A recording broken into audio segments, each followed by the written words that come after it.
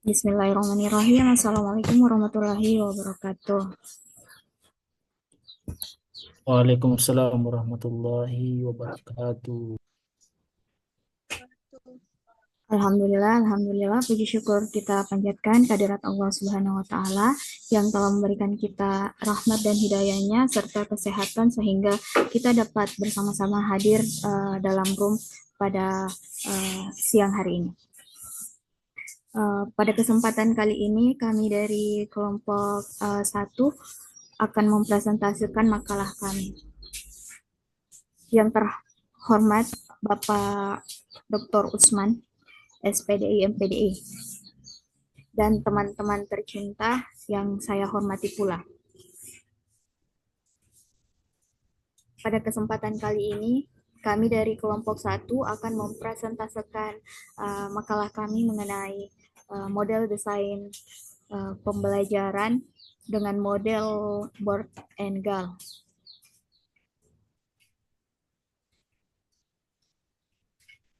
Di mana kelompok kami beranggotakan saya sendiri, Siti Amalia Abdul Salam, Ibu Rasmiani, dan materi selanjutnya mengenai efektivitas penerapan model Board and Gall dalam desain media pembelajaran di sekolah akan dibahas oleh Ibu Rasmiani. Tempat dan waktu saya persilahkan. Terima kasih atas materinya yang sangat Baik, terima bermanfaat. kasih. Assalamualaikum warahmatullahi wabarakatuh. Yang kami hormati Bapak Dr. Usman Nur, MPDI, selaku dosen pengampu mata kuliah pada hari ini, Bapak-bapak, Ibu-ibu, serta teman-teman mahasiswa pasca sarjana yang hadir pada kesempatan ini. Alhamdulillah Alamin, karena pada kesempatan ini kita masih diberikan kesempatan, kesehatan, sehingga kita masih bisa melanjutkan kuliah di khusus mata kuliah desain pembelajaran. Baik, untuk mengefisienkan waktu, pada kesempatan ini saya akan melanjutkan bagaimana efektivitas model pengembangan Board and Gall ini pada pengembangan media pembelajaran yang ada di sekolah. Tadi sebelumnya itu sudah dijelaskan bagaimana langkah-langkah penerapan.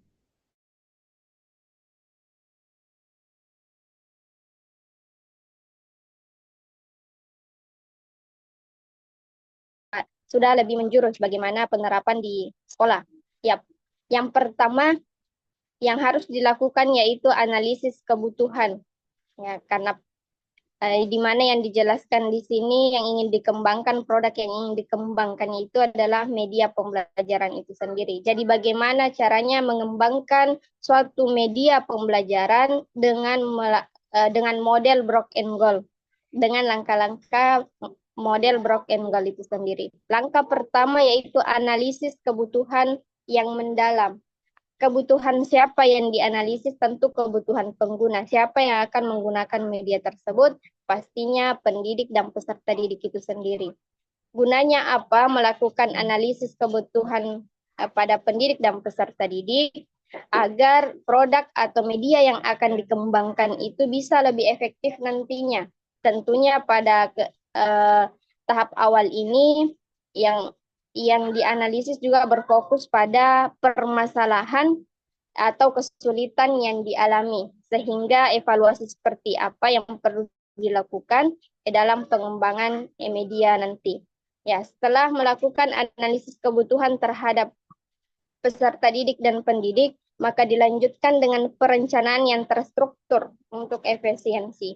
Jadi tadi setelah dianalisis seperti apa kebutuhan, kendala seperti apa yang ada, kemudian dibuatlah perencanaan, rencana yang terstruktur, langkah-langkah seperti apa yang akan dilakukan dalam mengembangkan media yang ingin dikembangkan tersebut, agar perencanaan yang baik, karena perencanaan yang baik itu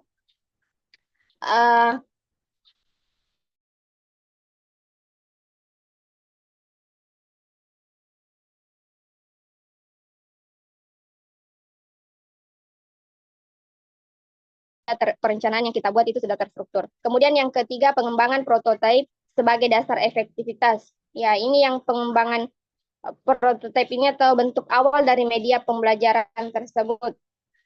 Jadi setelah melakukan perencanaan, maka langkah awal yang dilakukan, kita uji coba awal dulu media yang akan kita kembangkan untuk mengetahui bagaimana kelebihan dan kelemahan media tersebut agar bisa dikembangkan dengan lebih baik lagi nantinya.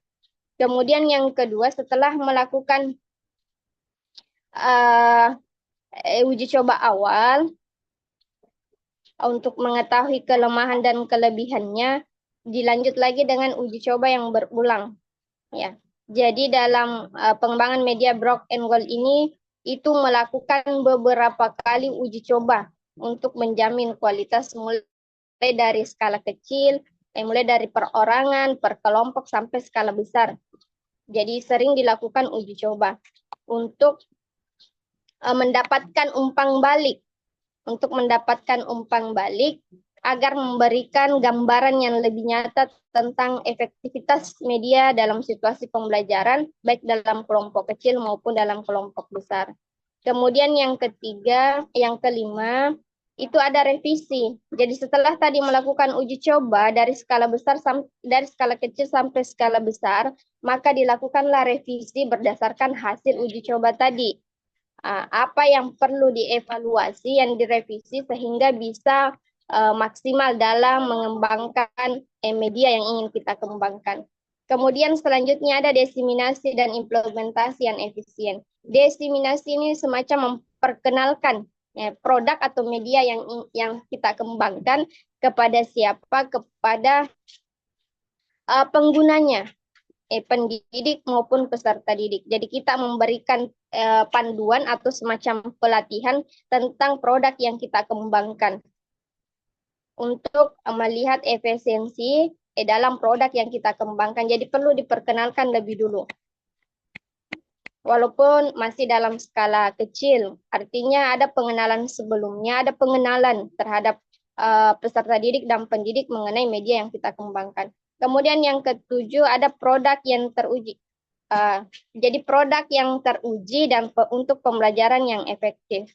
Karena tadi sudah diuji berulang kali, sering sekali diuji, maka ini bisa efektivitas produk yang kita kembangkan itu lebih memungkinkan. Kenapa? Karena sudah dilakukan uji coba yang berkali-kali, uji coba terhadap peserta didik itu sendiri maupun dengan pendidik itu sendiri. Kemudian yang kedelapan, adanya fleksibilitas. Adanya fleksibilitas dalam penyesuaian media. Fleksibelnya ini di mana media yang kita kembangkan itu tidak hanya bisa diterapkan dalam satu kelas satu tingkat saja, tetapi bisa diterapkan dalam berbagai tingkatan maupun kelas, sehingga tidak perlu mengembangkan lagi suatu media. Makanya dikatakan fleksibilitas karena bisa digunakan dalam berbagai tingkatan. Kemudian yang ke-9, penghemat waktu dan sumber daya. Menghemat waktu dan sumber daya di sini maksudnya apa? Karena sudah dilakukan uji coba yang berulang-ulang sebelumnya, maka pada tahap pelaksanaannya nanti itu kemungkinan untuk merevisi, mengevaluasi kembali produk yang kita buat itu menjadi minimal kecil. Kenapa? Karena sudah dilakukan uji coba yang berulang-ulang sehingga waktu atau sumber daya yang kita akan pakai itu bisa lebih efisien. Kemudian yang ke-10, dukungan terhadap profesionalisme guru. Ya, sebagaimana tadi uji coba yang dilakukan itu bukan hanya diberikan kepada pendidik, tetapi juga pada peserta bukan hanya ke peserta didik, tapi juga ke pendidik, tentu kepada guru-guru profesional. Jadi pengembangan yang dilakukan, media yang dikembangkan itu ada turut dukungan dari guru-guru yang profesional di bidangnya yang berkaitan dengan media yang kita kembangkan, sehingga media yang dikembangkan itu bisa lebih efektif ketika digunakan dalam proses pembelajaran. Yang terakhir yaitu produk yang lebih mudah diterima oleh siswa. Ya, produk atau media yang dikembangkan kan itu akan lebih mudah diterima oleh siswa. Kenapa? Karena proses pengembangannya itu sendiri siswa itu sudah terlibat, pendidik dan peserta didik itu sudah terlibat, sehingga tidak terlalu memakan waktu, tidak terlalu sulit lagi untuk menyesuaikan ketika dilakukan atau dipraktekkan dalam proses pembelajaran, karena sebelumnya mereka sudah terlibat dalam proses pengembangan media tersebut. Mungkin itu yang bisa saya sampaikan. Lebih dan kurangnya mohon dimaafkan. Assalamualaikum warahmatullahi wabarakatuh. Waalaikumsalam warahmatullahi wabarakatuh. Assalamualaikum warahmatullahi wabarakatuh.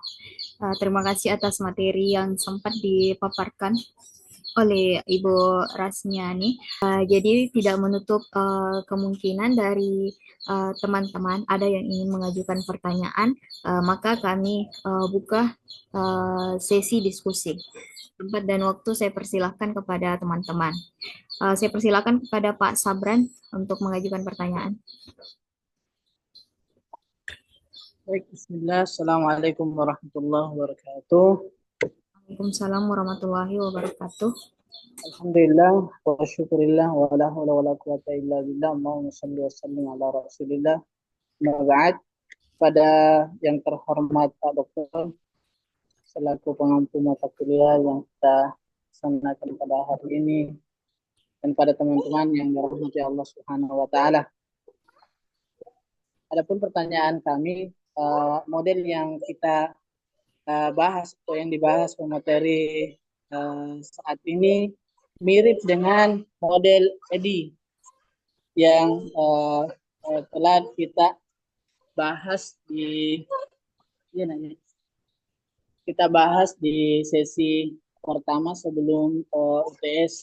Pertanyaan kami, apa perbedaan model ini dengan model EDI tersebut, dan apa kelebihan model ini dibandingkan model yang sudah kita bahas yang lalu. Kemudian yang kedua, setelah kami menyimak, Masya Allah penjelasannya sangat luar biasa, kami dapat informasi bahwa dalam model ini ada tiga kali pengujian. Yang menjadi pertanyaan, bisa minta tolong disebutkan media yang dihasilkan dari model ini dan tahapan pengujiannya. Karena model ini adalah model pembuatan, kalau kami amati adalah cara atau teknik membuat sebuah media. Jadi pertanyaannya adalah coba minta tolong disebutkan satu media yang dibuat dalam mengikuti model ini dan dijelaskan bagaimana tahapan pengujiannya sehingga siap untuk diaplikasikan dalam pembelajaran. Terima kasih sebelumnya atas jawabannya. Syukran jazakumullah khairan. Assalamualaikum warahmatullahi wabarakatuh. Waalaikumsalam warahmatullahi wabarakatuh. Terima kasih atas pertanyaan yang diberikan oleh Pak Sabran. Kemudian pertanyaan selanjutnya mengenai contoh media pembelajaran yang dihasilkan dari model Borg and Gal. Barangkali ada dari teman-teman kelompok 1 yang ingin menjawab mengenai pertanyaan. Boleh Ibu, saya sedikit. Baik, saya persilakan kepada Ibu Rasmiani untuk menjawab pertanyaan Pak Sabran. Pertanyaan yang kedua ya. Iya, mengenai contoh media pembelajaran yang dihasilkan dari model Borg and Gal. Contoh media pembelajaran yang dihasilkan dari Borg and Gal. Yeah.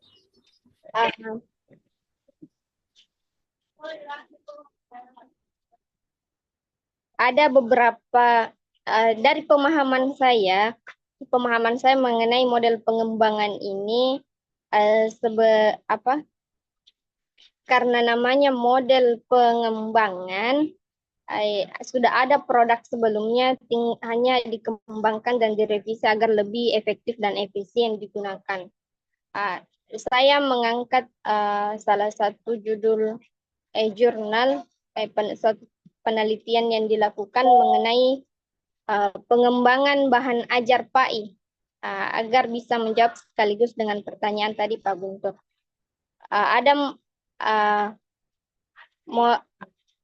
Pengembangan bahan ajar PAI dengan berbentuk modul dengan model pengembangan Borg and Gal yang digunakan.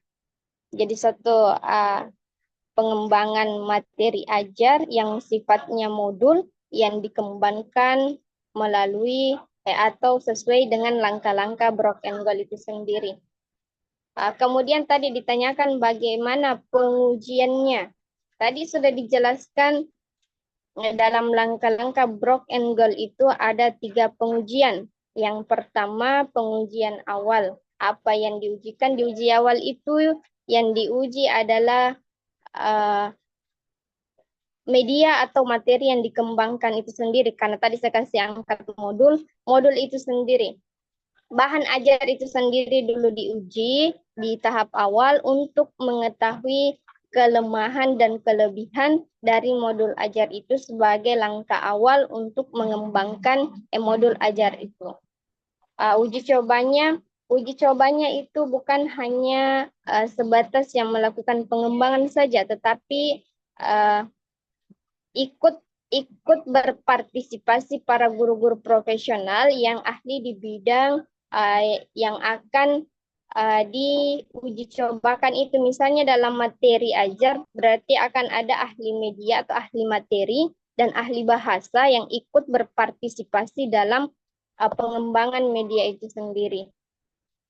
Bisa dilakukan dalam lingkup kecil, perorangan 1-3 orang, kelompok, bahkan dalam lingkup lapangan. Jadi itu pengujian yang dilakukan, diuji.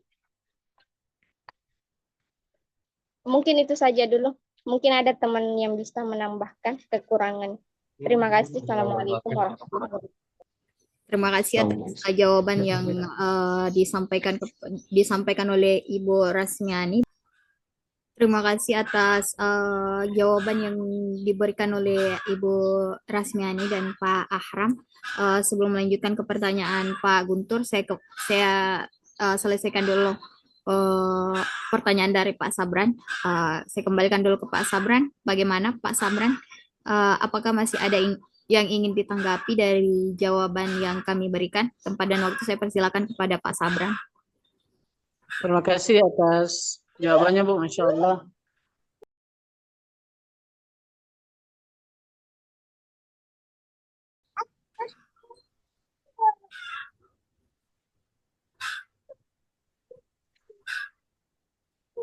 Terima kasih atas pengertian dari Pak Sabran.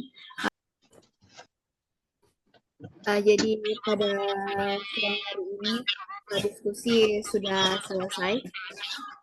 Lebih dan kurangnya mohon dimaafkan. Wabillahi taufiq wal hidayah. Assalamualaikum warahmatullahi wabarakatuh. Waalaikumsalam warahmatullahi wabarakatuh. Waalaikumsalam warahmatullahi wabarakatuh. Waalaikumsalam. Ya, saya keluar ya. Sudah sampai juga di Pare. Terima kasih Pak Dokter.